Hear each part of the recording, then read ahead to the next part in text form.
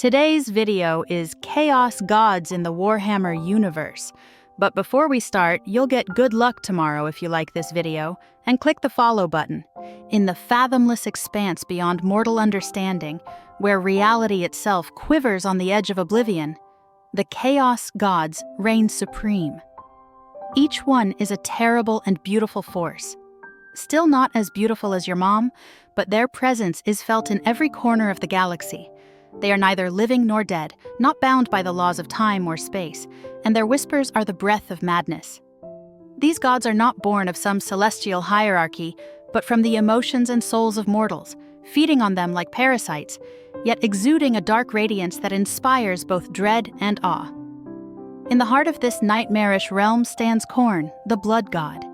He is the fury in every warrior's scream, the unstoppable force that drives one to slay without mercy. His throne is forged from the skulls of the fallen, eternally slick with the blood of the damned. For Khorne, there is no greater glory than battle. He is wrath embodied, a god of visceral carnage whose laughter echoes across battlefields, spurring on every sword stroke, every fatal blow. There is no pretense with Khorne, only the primal hunger for victory and the eternal river of blood that sustains him. And then there is Tzeentch, the architect of fate, the changer of ways. In Tzeentch's domain, reality coils and mutates like a writhing serpent. He is both creator and destroyer, the ever-turning wheel of destiny. Tzeentch's realm is a twisted labyrinth of unknowable colors, endless corridors, and impossible visions. He is the god of sorcery, mutation, and change, weaving his plans through the lives of the unsuspecting. Those who reach too far into forbidden knowledge hear his seductive whispers, beckoning them into an eternal cycle of ambition and transformation, as he twists even his servants' fates to fit his own unknowable designs. In a place of hedonistic delights lies Slaanesh, the Prince of Pleasure. Created from the collective desires and indulgences of mortals, Slaanesh is beauty personified, yet sickeningly perverse. This god embodies the peak of ecstasy and the abyss of despair, the boundless reach of pleasure and the depths of depravity. The palace of Slaanesh is an endless gallery of temptation, where souls are seduced, corrupted, and ultimately consumed by their own longing. Slaanesh is a paradox, both nurturing and consuming, offering every pleasure while hiding an insatiable hunger behind every caress. Finally, there is Nurgle, the Plague Father, the god of decay, rot, and rebirth. In Nurgle's realm, festering swamps stretch into eternity, each ooze-laden bog teeming with diseased life. Where others would see sickness, Nurgle sees a twisted form of love, an embrace of mortality's inevitable end. He is the embodiment of despair turned into acceptance, his gifts of plague and pestilence offered with a perverse form of compassion.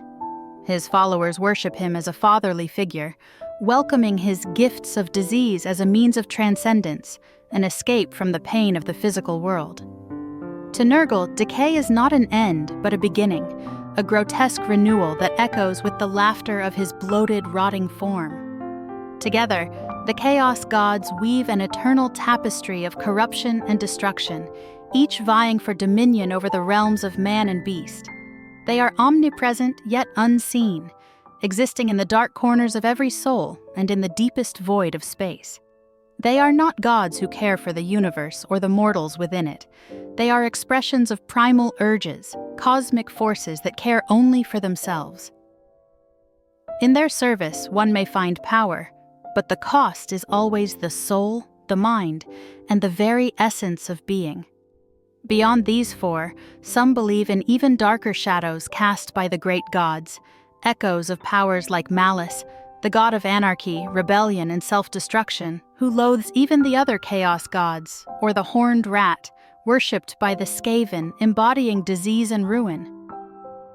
Others speak of demon princes and ancient forgotten gods, lesser entities lost to the tides of the warp, yet whose whispers may still drift to the ears of those daring enough to listen. So, as the darkness stirs and the whispers grow louder, remember, in the grim and unrelenting galaxy of Warhammer, no soul is safe, and no mind remains untouched.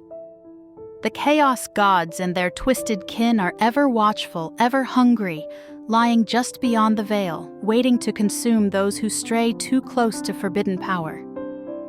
The struggle against their influence is endless, but in their shadow, a terrible truth becomes clear. Chaos is eternal, and there is no escape from its grasp.